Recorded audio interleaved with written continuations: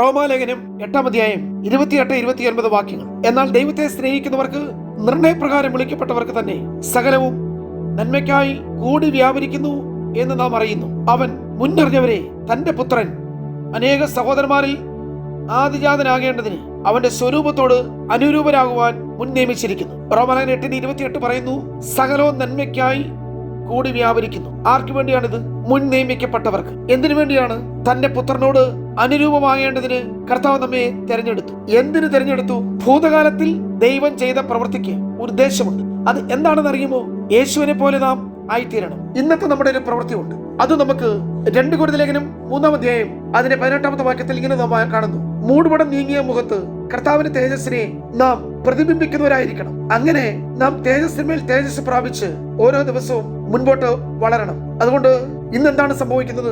ഓരോ ദിവസം കഴിയുന്നോറും യേശുവിനെ പോലെ തേജസ്സിന്റെ മേൽ തേജസ് പ്രാപിക്കണം. ഇനി ഭാവിയിൽ എന്താണ് സംഭവിക്കുന്നത്?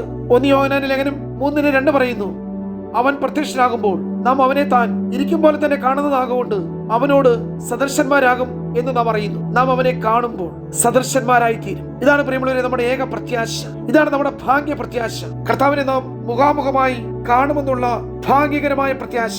പൗലോസ് അപ്പോസ്തലൻ ഈ പ്രത്യാശയെ കുറിച്ച് പറയുന്നത് ഭംഗമില്ലാത്ത പ്രത്യാശ എന്നാണ്. ഏറെ നല്ല പ്രത്യാശ എന്ന് പറയും. ദൈവത്തിന്റെ വചനം നമുക്ക് ഇങ്ങനെ കാണുവാൻ കഴിയും, I will become like Jesus. ഞാൻ കർത്താവിനെ പോലെ ആയിത്തീരും എന്നുള്ള പ്രത്യാശ. പ്രിയമുള്ളവരെ, പുതിയ നിയമം പഠിക്കുമ്പോൾ അപ്പോസ്തലൻ പൗലോസിന്റെ ഈ എസ്കറ്റോളജിക്കൽ ഹോപ്പ്, വരുവാനുള്ള പ്രത്യാശയെ കുറിച്ച് താൻ പങ്കുവെക്കുമ്പോൾ എപ്പോഴും താൻ പറയുന്ന ഒരു സ്റ്റേറ്റ്മെന്റ് ആണ്, വാട്ട് ഐ വാസ്. ഞാൻ ആരായിരുന്നു? നാം ആരായിരുന്നു? പൗലോസ് ആരായിരുന്നു? ഈ ചോദ്യം നമ്മളോട് ഓരോരുത്തരോടും ചോദിച്ചാൽ നാം പാപികളായിരുന്നു. പൗലോസ് പറയുന്നു, ഞാൻ കൊലപാതകനായിരുന്നു, സഭയെ മുടിച്ചു കളയുവാൻ പുറപ്പെട്ടവനാണ്, അനേകരെ ഞാൻ ഉപദ്രവിച്ചു, സഭയെ നശിപ്പിക്കുവാൻ എല്ലാവിധമായ പരിശ്രമങ്ങളും ചെയ്ത പീഡകനായിരുന്നു. അത് തന്നെ ഇന്നലകളായിരുന്നു. എന്നാൽ ഇന്ന് താൻ ആരാണ്?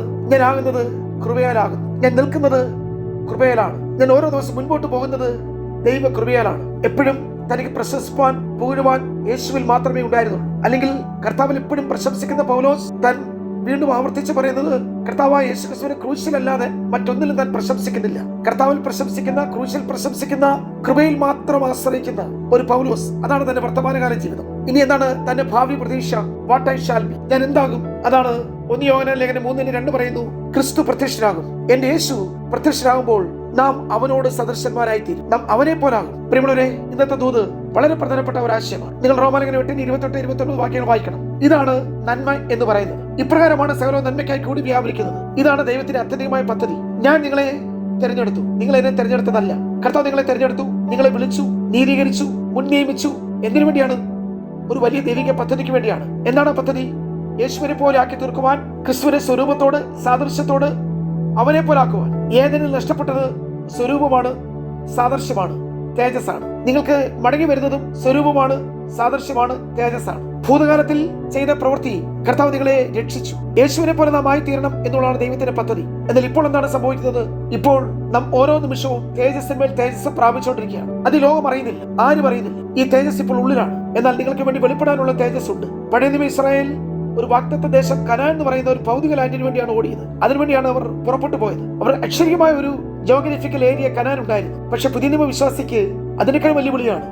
സ്വർഗീയമായ വിളി, നിത്യതയുടെ വിളി, മഹത്വത്തിന്റെ വിളി, തേജസ്സിന്റെ വിളി. നാം അവനോട് സദൃശന്മാരായിത്തീരും. I will become like Jesus. നാം കർത്താവിനെ പോലെ ആയിത്തീരും. ഇതാണ് നമ്മുടെ പ്രത്യാശ. God bless U.